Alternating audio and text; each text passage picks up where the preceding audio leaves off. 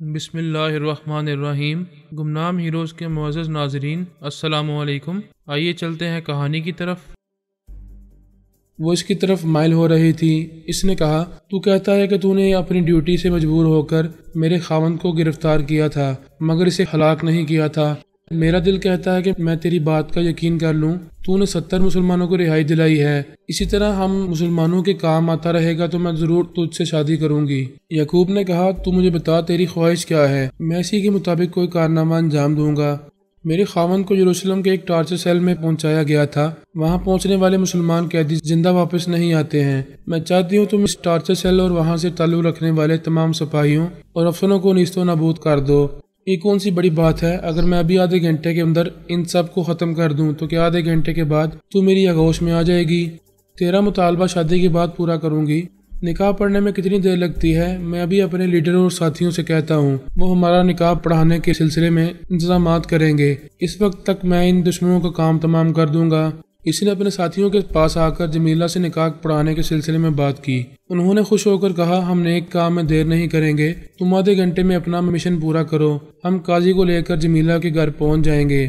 اس نے خیال خونی کے ذریعے یروشلم کے اس ٹارچر سیل کے انچارج کا فون نمبر معلوم کیا۔ فون کے ذریعے اس کی آواز سن کر اس کے اندر پہنچ گیا، پھر بولا، یہ ٹارچر سیل صرف بے گناہ مسلمانوں کے لیے ہے یا یہودی مجرموں کو بھی سزائیں دے کر انہیں ہلاک کیا جاتا ہے؟ اس نے پوچھا، تم کون ہو؟ میں ایک ٹیلی پیتھی جاننے والا مسلمان ہوں۔ پچھلے دنوں یہاں چند فلسطینیوں کو پہنچایا گیا تھا۔ تم اور تمہارے ساتھیوں نے انہیں بری طرح اذیتیں پہنچا کر درندگی کی انتہا کر دی تھی۔ یہی انتہا تم سب کے ساتھ ہوگی۔ میں حکم دیتا ہوں اپنے تمام ساتھیوں کو یہاں بلا لاؤ۔ یعقوب نے اس کے دماغ پر قبضہ جمایا۔ وہاں اس کے 2 ساتھی موجود تھے۔ اس نے مزید 3 افسران کو فون کے ذریعے وہاں بلایا۔ یعقوب ان سب کے دماغوں میں پہنچتا رہا۔ ان میں سے ایک نے ہیڈ کوارٹر میں فون کے ذریعے کہا، سر، ایک ٹیلی پیتھی جاننے والا فلسطینی ہمارے دماغوں میں گھس آیا ہے۔ ہم اس کی گرفت سے نکلنے میں ناکام ہو گئے۔ ہم نے خود ہی اپنے ہاتھوں سے زنجیریں پہن لی ہیں۔ یہاں اذیتیں پہنچانے کے لیے جتنے خطرناک ہتھیار ہیں اور جنہیں ہم مسلمانوں پر استعمال کرتے رہے ہیں، وہ تمام ہتھیار ہم پر استعمال کیے جانے والے ہیں۔ فار گاڈ سیک، ہمیں اس ٹیلی پیتھی جاننے والے سے بچاؤ۔ الپا اور بن بورین تک یہ اطلاع پہنچائی گئی۔ انہوں نے اس ٹارچر سیل کے انچارج کے اندر آ کر پوچھا، تمہارے اندر کون ہے؟ ہم اس سے بات کرنا چاہتے ہیں۔ یعقوب نے کہا، یہ نہ پوچھو میں کون ہوں اور میرا نام کیا ہے، اتنا سمجھ لو کہ میں فلسطینی ہوں، ایک مسلمان ہوں اور ایک مسلمان خاتون سے شادی کر کے اپنا گھر بسانا چاہتا ہوں۔ الپا نے پوچھا، اس ٹارچر سیل سے تمہاری شادی کا کیا تعلق ہے؟ جس سے شادی کرنا چاہتا ہوں اس کے خاوند کو اس ٹارچر سیل میں ہلاک کیا گیا تھا۔ اس خاتون کی یہ شرط ہے کہ میں اس ٹارچر سیل کو یہاں کے تمام درندے افسران کے ساتھ تباہ کر دوں، لہذا تم بھی ان کے دماغوں میں رہ کر دیکھو کہ درندگی کیا ہوتی ہے اور بے گناہ انسان کس طرح تکلیفیں برداشت کرتے کرتے دم توڑ دیتے ہیں۔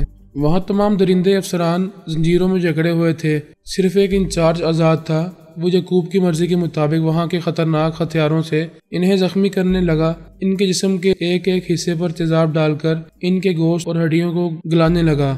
وہ چیخیں مار مار کر زندگی کی بھیک مانگ رہے تھے۔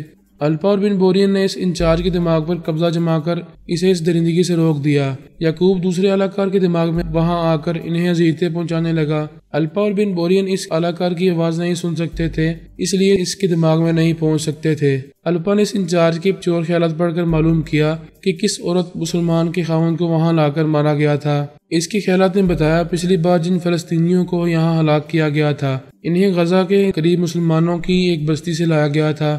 الپا نے بن بورین سے کہا، فوراً اپنے ٹیلی پیتھی جاننے والے سراغ رسانوں کو حکم دو کہ اس بستی میں ایسی خاتون کا پتہ معلوم کریں جس کے شوہر کو پچھلے دنوں اس ٹارچر سیل میں ہلاک کیا گیا ہو۔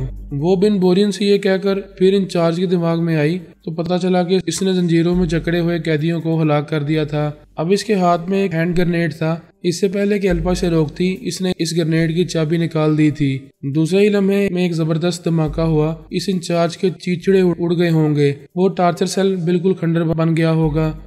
لیکن یہ تماشا دیکھنے کے لیے الپا کو کسی کے دماغ میں جگہ نہیں مل سکتی تھی۔ یعقوب نے فوج کے ایک اعلیٰ افسر سے رابطہ کر کے کہا، اس ملک میں جتنے ٹارچر سیل ہیں میں ان سب کو وہاں کے درندے افسروں سمیت نیست و نابود کر دوں گا۔ اس اعلیٰ افسر نے کہا، نئے ٹیلی پیتھی جاننے والے تمہاری طرح خوب اچھلتے ہیں پھر جاگ کی طرح بیٹھ جاتے ہیں، تمہاری شامت آ گئی ہے۔ یعقوب نے اس کے چور خیالات پڑھے۔ پتہ چلا کہ اس کے ادارے کے 2 ٹیلی پیتھی جاننے والے جاسوس غزہ کے قریب اس بستی میں مسلح افراد کے ساتھ پہنچ رہے ہیں جہاں سے جمیلہ کے خاوند کو گرفتار کیا گیا تھا۔ اس نے دماغی طور پر حاضر ہو کر جمیلہ اور دیگر افراد سے کہا، میں اس ٹارچر سیل کو 6 درندوں سمیت تباہ کر چکا ہوں۔ یروشلم کے اس حصے میں اگر ہمارا کوئی ساتھی یہاں موجود ہے تو اس سے فون کے ذریعے دریافت کر لو، وہ اس ٹارچر سیل کی طرف جائے گا اور میری بات کی تصدیق کرے گا۔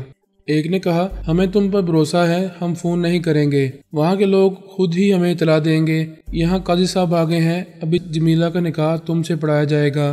جمیلہ نے یعقوب کو دیکھا، پھر شرما کر اندر چلی گئی۔ یعقوب نے کہا، ایک مشکل آن پڑی ہے، دشمن مجھے تلاش کرنے کے لیے ادھر آ رہے ہیں، ابھی نکاح پڑھانا مناسب نہیں ہے۔ جب وہ دشمن یہاں آ کر مجھے نہیں پائیں گے اور واپس چلے جائیں گے تب نکاح پڑھایا جائے گا۔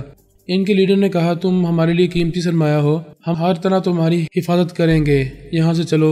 وہ بولا، ذرا 1 منٹ انتظار کرو، میں جمیلہ سے رخصت ہو کر آتا ہوں، بس جاؤں گا اور فوراً آؤں گا۔ ایک فلسطینی نے کہا، وہ مقناطیس بن گئی ہے، اتنی جلدی نہیں آ سکو گے، میری شادی میں بھی یہی ہوا تھا، نئی دلہن کو چھوڑ کر روپوش ہونے کے لیے کہیں جانا تھا، لیکن اندر جاتے ہی مقناطیس نے جکڑ لیا تھا۔ اس کی بات پر سب ہنسنے لگے۔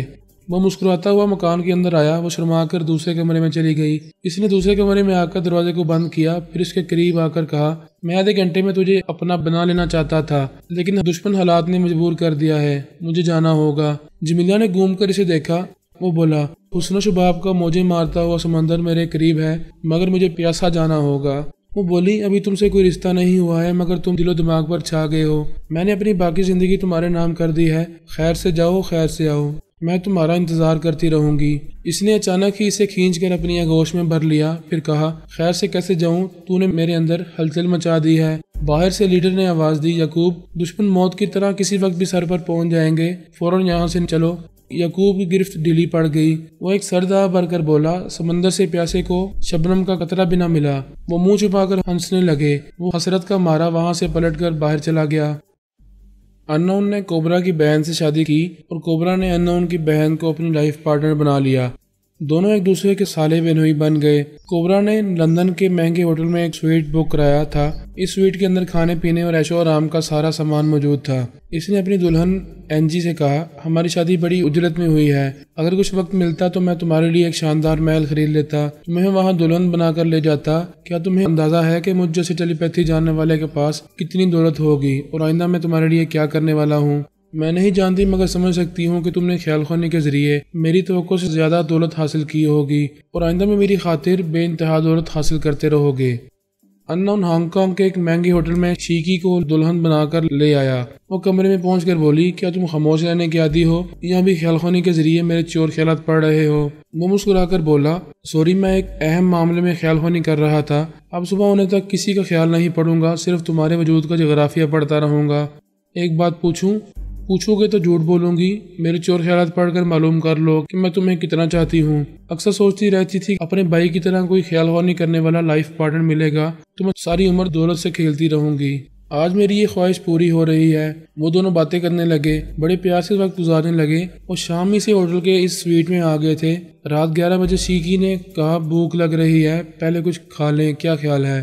وہ بولا، اچھا خیال ہے، یہ سپاہی بھی صبح تک بھوکے پیٹ نہیں لڑ سکے گا، میں ابھی فون کرتا ہوں، کھانا آ جائے گا۔ اس نے ریسیور اٹھا کر فون کرنا چاہا، شیکی نے اس کے ہاتھ سے ریسیور لے کر کریڈل پر رکھتے ہوئے کہا، اس کمرے میں ہوٹل کا ملازم کھانا لے کر آئے گا، آج رات میں کسی کی صورت نہیں دیکھنا چاہتی ہوں، صبح تک صرف تم ہی دیکھتی رہوں گی۔ یہاں ہاٹ پاٹ میں گرم کھانا ہے، ٹھنڈی بوتلیں ہیں، اس کھانے سے گزارا ہو جائے گا۔ انون اس کے پیار کی اس ادا پر قربان ہونے لگا، کہنے لگا، تم مجھے اس قدر چاہتی ہو کہ میرے سوا کسی دوسرے کی صورت دیکھنا تمہیں گوارا نہیں ہے۔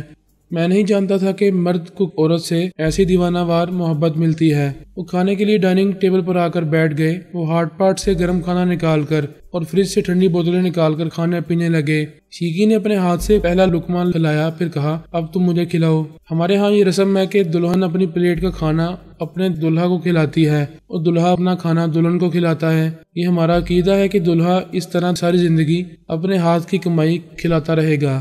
وہ اپنے ہاتھ سے اسے کھلانے لگا اور اس کے ہاتھ سے کھانے لگا۔ چند لقمے کھانے کے بعد ہی اسے کمزوری کا احساس ہوا۔ وہ پریشان ہو کر بولا، میری طبیعت گھبرا رہی ہے، یہ کھانا تم نے کہاں سے منگوایا تھا؟ تمہارے سامنے ہوٹل کا ملازم یہ ہاٹ پاٹ رکھ کر گیا تھا، کھانا اسی ہوٹل کا ہے، تمہیں کیا ہو رہا ہے؟ وہ سر تھام کر بولا، میں نہیں کھاؤں گا، تمہارے کھانے میں کچھ ملا ہوا ہے، کیسی باتیں کر رہے ہو، تم بھی تو مجھے کھلا رہے ہو۔ مجھے تو کچھ نہیں ہو رہا ہے، لو میرے ہاتھ سے کھاؤ۔ وہ اس کے ہاتھ کو پرے جھٹک کر بولا، میں تمہیں چکن کھلا رہا ہوں اور تم مجھے فش کھلا رہی ہو، تم نے اپنی پلیٹ میں کچھ ملایا ہے؟ وہ ایک جھٹکے سے اٹھ کر کھڑا ہو گیا، ایسے میں لڑکھڑا کر گرنے والا تھا مگر سنبھل گیا، ڈگمگاتے ہوئے بیڈ کی طرف جاتے ہوئے خیال خوانے کی کوششیں کرنے لگا۔ وہ فوراً مسٹری مین کو مخاطب کر کے طبی امداد حاصل کرنا چاہتا تھا، لیکن دماغی کمزوری کے باعث خیال خوانے کے قابل نہیں رہا تھا۔ شیکی اس کے قریب آ کر پریشانی سے بولی، یہ تمہیں اچانک کیا ہو گیا ہے؟ کیا تم سمجھتی ہو کہ میں نے دشمنی کی ہے، تمہیں زہر کھلایا ہے؟ پلیز میرے بارے میں ایسا نہ سوچو، میرے چور خیالات پڑھو، تمہیں یقین آ جائے گا کہ میں تمہیں چاہتی ہوں، میں تم سے دشمنی نہیں کر رہی ہوں۔ اس نے سر اٹھا کر اسے دیکھا، اس کے چہرے سے محبت اور ہمدردی ظاہر ہو رہی تھی، وہ سچ مچ پریشان تھی۔ ایسے وقت اسے اپنے اندر کوبرا کا کہکہاؤ سنائی دیا۔ وہ ہنستے ہوئے بولا، وہ شخص دنیا کا سب سے بڑا احمق ہوتا ہے جو اپنے جیسے دوسرے ٹیلی پیتھی جاننے والے پر بھروسہ کرتا ہے۔ ان نون نے کہا، او گاڈ، میں یہ کیا سن رہا ہوں؟ کوبرا، تم نے مجھے اپنی بہن دی اور دھوکہ بھی دے رہے ہو۔ میں نے کچھ سوچ سمجھ کر اپنی بہن کو تمہارے حوالے کیا ہے، یہ بہت بولی ہے، اسے میرے فریب کا علم نہیں ہے، یہ نہیں جانتی ہے کہ میں شام سے اس کے دماغ میں چھپا ہوا ہوں، یہاں تمہاری بہن کے ساتھ سہاگ رات بھی منا رہا ہوں اور اپنی بہن کے دماغ میں رہ کر تمہاری نگرانی بھی کرتا رہا ہوں۔ کوبرا، یہ کتنے شرم کی بات ہے کہ تم بہن کی سہاگرات میں اس کے اندر چھپے رہے ہو۔ کوئی بھائی اتنا بے غیرت ہو سکتا ہے، یہ میں سوچ بھی نہیں سکتا تھا۔ ہاں میں نے بغیرتی کی ہے، لیکن ایک بڑا منافع حاصل کر رہا ہوں، تمہیں غلام بنا رہا ہوں، تم میرے لیے خیال خوانی کرو گے، میری ٹیلی پیتھی کی قوت میں اضافہ ہوگا۔ انو نے شیکی سے کہا، یہ تمہارا بھائی بہت بغیرت۔ وہ پوری بات نہ کر سکا، کوبرا نے اسے بولنے نہیں دیا۔ خبردار، تم میری بہن سے کچھ نہیں کہو گے، میں اسے بہت چاہتا ہوں، اس کی نظروں سے گرنا نہیں چاہتا۔ میری محبت کا ثبوت یہ ہے کہ میں اسے غلام شوہر دے رہا ہوں، تم صرف میرے ہی نہیں میری بہن کے بھی مرید بن کر رہو گے۔ وہ اپنی کامیابی پر کہہ لگا رہا تھا، پھر اس نے محسوس کیا کہ انون شدید کمزوری کے باعث بے ہوش ہو گیا ہے۔ اس نے اپنی بہن شیکی سے کہا، میں بھی تمہاری خیریت معلوم کرنے آیا تھا، مگر دیکھ رہا ہوں کہ میرا پیارا بہنوئی خیریت سے نہیں ہے۔ وہ پریشانی سے بولی، میں حیران ہوں کہ اسے اچانک کیا ہو گیا ہے، ابھی تو یہ بالکل ٹھیک تھا۔ تمہیں پریشان نہیں ہونا چاہیے، فوراً ڈاکٹر کو بلاؤ، کھانے میں ضرور کچھ ملا ہوا تھا، یہ کمزوری میں مبتلا ہو گیا ہے، تم فکر نہ کرو، ڈاکٹر کی دعاؤں سے اس کی توانائی بحال ہو جائے گی، میں تھوڑی دیر بعد تمہارے پاس آ کر خیریت معلوم کروں گا۔ کوبرا دماغی طور پر لندن میں حاضر ہو گیا۔ انجی نے حیرانی سے پوچھا، تم ابھی کہے کیوں لگا رہے تھے؟ وہ بولا، میں ایک اہم معاملے میں خیال خوانی کر رہا تھا، وہاں مجھے کامیابی حاصل ہوئی ہے، اسی خوشی میں کہے لگا رہا تھا۔ اس نے ایسا کہتے کہتے ہچکی لی، پھر اسے دوسری ہچکی آئی، ہر ہچکی میں ذہن کو یوں جھٹکا لگ رہا تھا جیسے کوئی اس کے دماغ کو گونسے مار رہا ہو۔ انجی نے پوچھا، یہ تمہیں کیا ہو گیا ہے؟ اچانک ہچکیاں کیوں آ رہی ہیں؟ 2 گھونٹ پانی پی لو۔ اس نے پانی پینے کے لیے اٹھنا چاہا مگر سر چکرا گیا۔ وہ پھر کرسی پر بیٹھ گیا، پریشان ہو کر بولا، یہ مجھے کیا ہو رہا ہے؟ اس کے اندر ایک آواز سنائی دی، جو انون کے ساتھ ہو رہا ہے، تم نے اپنی بہن کے ذریعے انون کو دوا کھلائی، میں نے انجی کے ذریعے تمہیں اس سے مختلف دوا کھلائی ہے، اس کا اثر آہستہ آہستہ ہو رہا ہے، بیچاری وہ دونوں دلہنیں بے قصور ہیں، انہیں مہروں کے طور پر استعمال کیا گیا ہے، جاؤ آرام سے بیڈ پر لیٹ جاؤ۔ اس نے حیرانی و پریشانی سے پوچھا، تم کون ہو؟ اس کو چھوڑو، جو کہا جا رہا ہے وہی کرو۔ وہ کرسی سے اٹھ کر ڈگمگاتے ہوئے بستر پر آ کر گر پڑا۔ انجی پریشان ہو کر فون کے ذریعے ڈاکٹر کو کال کر رہی تھی۔ کوبرا نے گہرے گہرے سانس لیتے ہوئے کہا، نہیں، میں زہریلا ہوں، کوئی ضرر سا دوا مجھ پر اثر نہیں کرے گی۔ اسے پھر اپنے اندر آواز سنائی دی، اسی لیے میں نے تمہارے کھانے میں ایک ایسے زہر کے قطرے ملائے تھے جو تمہارے زہر پر غالب آ گیا ہے۔ تم کمزوری محسوس نہیں کر رہے ہو بلکہ مدہوش ہو رہے ہو۔ میں جانتا ہوں یہ مدہوشی زیادہ دیر نہیں رہے گی، لیکن میں تمہیں دماغی توانائی حاصل کرنے کا موقع نہیں دوں گا۔ تمہاری جیب اور تمہارے سفری بیگ میں ایسے زہر کی کئی شیشیاں ہیں، تم وقفے سے 2 4 قطرے پیتے رہو گے۔ وہ پینا نہیں چاہتا تھا، شیشے کو ہاتھ نہیں لگانا چاہتا تھا، لیکن پتہ چلا وہ اپنے اختیار میں نہیں ہے۔ اس نے بے اختیار جیب میں ہاتھ ڈال کر شیشی نکال کر چند قطرے حلق سے نیچے اتار لیے، پھر اس پر مدہوشی طاری ہونے لگی۔ اس نے کہا، تم کون ہو؟ مجھ سے کب تک ایسی دشمنی کرتے رہو گے؟ تم اس طرح زہر کی تھوڑی تھوڑی خوراک دے کر مجھے اور زہریلا بنا رہے ہو۔ ایک بین الاقوامی شہرت کا حامل بہت ہی زہریلا ڈاکٹر میرے پاس موجود ہے، جس طرح لوہا لوہے کو کاٹتا ہے اسی طرح وہ تمہیں ایسا زہر دے رہا ہے جو تمہارے اندر کے زہر کو ہمیشہ کے لیے ختم کر دے گا۔ تم چند دنوں میں زہریلے نہیں رہو گے، ایک عام ٹیلی پیتھی جاننے والے غلام بن کر میرے احکامات کی تعمیل کرتے رہو گے۔ زہر کی دوسری خوراک نے کام دکھایا تھا، وہ مدہوشی سے بے ہوشی کی طرف منتقل ہو گیا تھا۔ انجی پریشان تھی، ڈاکٹر آ گیا تھا، اس کا معائنہ کر رہا تھا اور کہہ رہا تھا اسے اسپتال میں داخل کرنا ہوگا۔ انجی نے مسٹری مین کے زیر اثر رہ کر کہا، میں اسے اسپتال نہیں لے جاؤں گی، اپنے ماں باپ کے بنگلے میں لے جا کر اس کا علاج کراؤں گی۔ مسٹری مین نہیں چاہتا تھا کہ وہ اسپتال جائے۔ اس نے اپنے ایک ماتحت ٹیلی پیتھی جاننے والے کو اس کے دماغ میں بٹھا دیا تھا، پھر اسے حکم دیا تھا جب بھی کوبرا ہوش میں آئے اور ذرا توانائی محسوس کرنے لگے تو اسے شیشی سے 2-4 قطرے پلا دیا کرو۔ سونیا قلعے میں تھی، راوی چین لکھ رہا تھا۔ اس نے تمام دشمنوں کو ایک دوسرے کا مخالف بنا دیا تھا۔ وہ خود کو سب سے زیادہ شاذور اور برتر ثابت کرنے کے لیے ایک دوسرے کو ہلاک کرنے کی سازشیں کر رہے تھے۔ یہ سازشیں شروع ہو چکی تھیں۔ بائرن ٹوڈ نے مجھ پر برتری حاصل کرنے کے لیے میری کمزوریوں سے کھیلنا چاہا تھا۔ اگر وہ کامیاب ہو جاتا تو فخر سے کہہ سکتا تھا کہ اس نے سب سے پرانے اور تجربے کار ٹیلی پیتھی جاننے والے کو شکست دی ہے، لیکن یہ حسرت اس کے دل میں رہ گئی تھی۔ بائرن ٹوڈ نے برتری حاصل کرنے کی دھن میں زبردست نقصان اٹھایا تھا۔ اس کے 2 ٹیلی پیتھی جاننے والے ساتھی آندرے اور سائمن مارے گئے تھے۔ ادھر کوبرا اور ان نون نقصان اٹھا رہے تھے۔ سونیا یہ ثابت کر رہی تھی کہ ایک عورت 1000 شہزوروں کو ایک دوسرے سے لڑا سکتی ہے۔ وہ قلعے کے اندر محل کے شاہانہ بیڈ روم میں آرام سے لیٹی ہوئی تھی۔ اس نے سوچا تمام ٹیلی پیتھی جاننے والوں نے سب سے برتری حاصل کر کے اس سے شادی کرنے کا دعویٰ کیا تھا۔ ایسا دعویٰ کرنے والوں سے پھر چھیڑ چھاڑ کرنی چاہیے، پھر انہیں ایک دوسرے سے الجھانا چاہیے۔ اسے بائرن ٹوڈ کے بارے میں معلوم ہو چکا تھا کہ وہ کتنا بڑا نقصان اٹھا چکا ہے۔ کوبرا اور ان نون کی کوئی خبر نہیں تھی۔ اس نے خیال خونی کی پرواز کی۔ یہ جانتی تھی کہ ان نون سانس روک لے گا، لیکن ایسا نہیں ہوا۔ اس وقت وہ دعا کے ذریعے اثر ہوٹل کے بیڈ پر گرا پڑا تھا۔ شیکی اس کے لیے پریشان ہو رہی تھی۔ ادھر سونیا اپنے بیڈ پر اٹھ کر بیٹھ گئی۔ ذرا سی خیال خونی سے پتہ چل گیا کہ ایک شکار ہاتھ آ رہا ہے۔ وہ اس کے خیالات پڑھنے لگی۔ پتہ چلا کہ اس نے اور کوبرا نے ایک دوسرے کی بہن سے شادی کی تھی۔ کوبرا اپنی دلہن اینجی کے ساتھ لندن میں تھا اور ان نون اپنی دلہن کے ساتھ سواگرات منانے کے لیے ہانگ کانگ پہنچا ہوا تھا۔ سونیا نے مجھے فوراً ہی مخاطب کرتے ہوئے کہا، تم ہانگ کانگ کے جس ہوٹل میں ہو وہاں سے 1 گھنٹے کی ڈرائیو پر واقع ہوٹل شنگھائی ہے۔ ہوٹل میں ان نون ایک بستر پر کمزوری میں مبتلا پڑا ہوا ہے۔ تم فوراً اس کے پاس جاؤ، ان حالات میں جو کرنا چاہتے ہو کرو۔ میں نے ان نون کی آواز اور لہجے کو گرفت میں لے کر خیال خونی کی، پھر وہاں پہنچ گیا۔ اس کے دماغ میں کوبرا کی باتیں سنائی دے رہی تھیں۔ اس کی باتوں سے ظاہر ہو رہا تھا کہ اس نے دعا کے ذریعے ان نون کو دماغی کمزوری میں مبتلا کیا ہے اور اب اسے اپنا معمول اور محکوم بنانے والا ہے۔ ان نون کے چور خیالات نے اسے اس پر اصرار مسٹری مین کے بارے میں بھی کچھ بتایا۔ سونیا ان نون کو میرے حوالے کر کے کوبرا کے پاس گئی۔ وہ اسے ان نون کو کمزور بنانے کی مبارکباد دینا چاہتی تھی۔ مارلی کی حیثیت سے کہنا چاہتی تھی کہ وہ ان نون کی طرح بائرن ٹوڈ اور اس کے ساتھیوں کو بھی شکست دے گا تو وہ اس سے ضرور شادی کرے گی۔ وہ کوبرا کے اندر پہنچی ان نون کی طرح اس نے بھی سانس نہیں روکا۔ اس وقت وہ بھی ایک زہر کے زیر اثر آ گیا تھا۔ کوئی اجنبی اس کے اندر بول رہا تھا۔ سونیا اس سے پہلے ان نون کے خیالات پڑھ کر مسٹری مین کے بارے میں معلوم کر چکی تھی۔ وہ سمجھ گئی تھی کہ کوبرا کے اندر وہی مسٹری مین بول رہا ہے اور ایک زہریلے ڈاکٹر کے تعاون سے کوبرا کے اندر کے زہر کا توڑ کر رہا ہے۔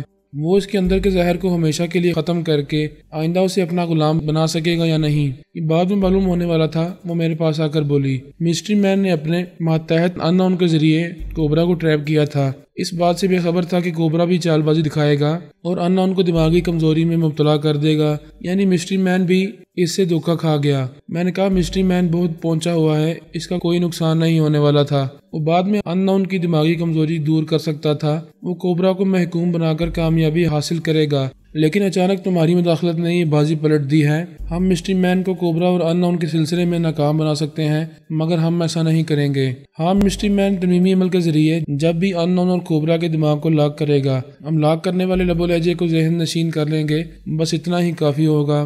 ابھی وہ دونوں اپنی اپنی کمزوری کے باعث سونے والے تھے یا بے ہوش رہنے والے تھے۔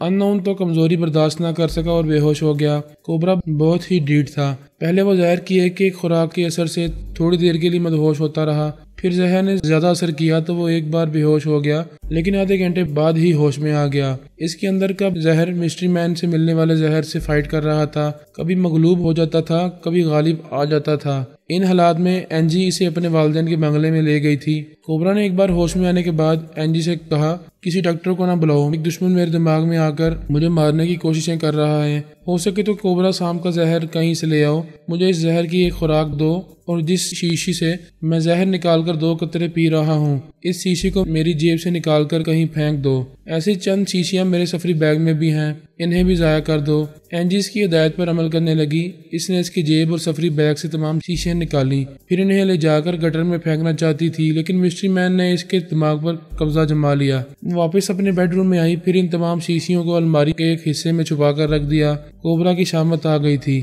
مسٹری مین اس کا پیچھا چھوڑنے والا نہیں تھا، اسے ہر حال میں اپنا غلام بنانے والا تھا۔ مسٹری مین اپنے ٹیلی پیتھی جاننے والے ماتحتوں کی تعداد میں اضافہ کر کے ٹیلی پیتھی کے حوالے سے اپنی قوت میں اضافہ کرنا چاہتا تھا۔